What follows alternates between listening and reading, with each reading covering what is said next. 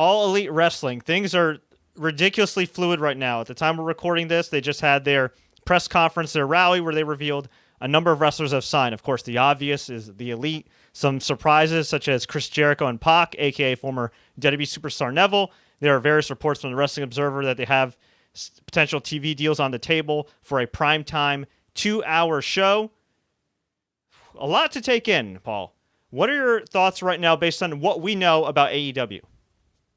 Well, they're certainly ambitious. And I think that Jericho's acquisition is going to give them a lot of momentum that they very badly need right now. You know, obviously the Bucks being on board, Cody being on board, they have, they have a lot of buzz. But, you know, Chris, he's got another level of visibility, another level of star power. So signing on with AEW is making a very big statement that they want to be known as players in North America. Really, you don't know until they come out of the gate and see what they've got. You know, they've got all the pieces in place, but you've got a guy running the company or financing the company. Is it Tony Khan? Tony Khan, the son of Shad Khan, Jaguars owner. Yep.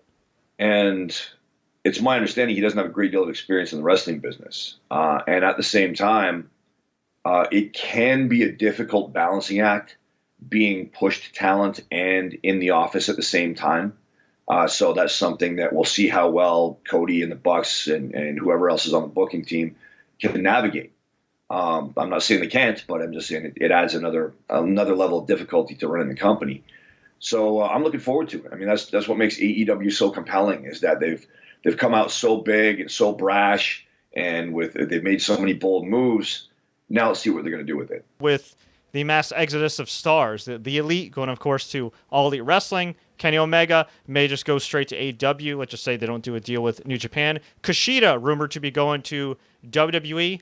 Do you think within a year's time to the next Tokyo Dome show, New Japan can bring up a guy like Jay White or Juice Robinson to replace those guys, or at least fill in the void? Oh, absolutely. And I think the timing is very good for those guys. I think, like I said, Jay's developing quickly, and I think he's going to continue to do so. And by this time next year, he will be a vastly improved player, and he's already great.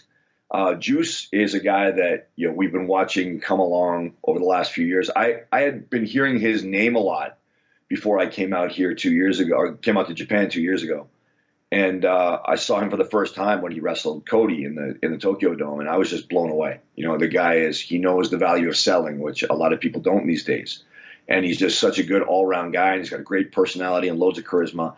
And he's just kind of been rising, steadily rising over the last 2 years. And he's ready to step up and take his spot as a true top guy in the company. And I heard that he just signed a new multi-year deal with New Japan. So I think it's a smart move for him. I got the impression from what I was hearing, you know, here and there, that, you know, WWE might be interested in bringing him back, and AEW had some interest. But if those things are true, I think that he made the right decision by staying with New Japan, because that power vacuum is being created by the departing superstars, and Juice has been building momentum all this time, and it's just perfect timing for him to step up and take one of those spots.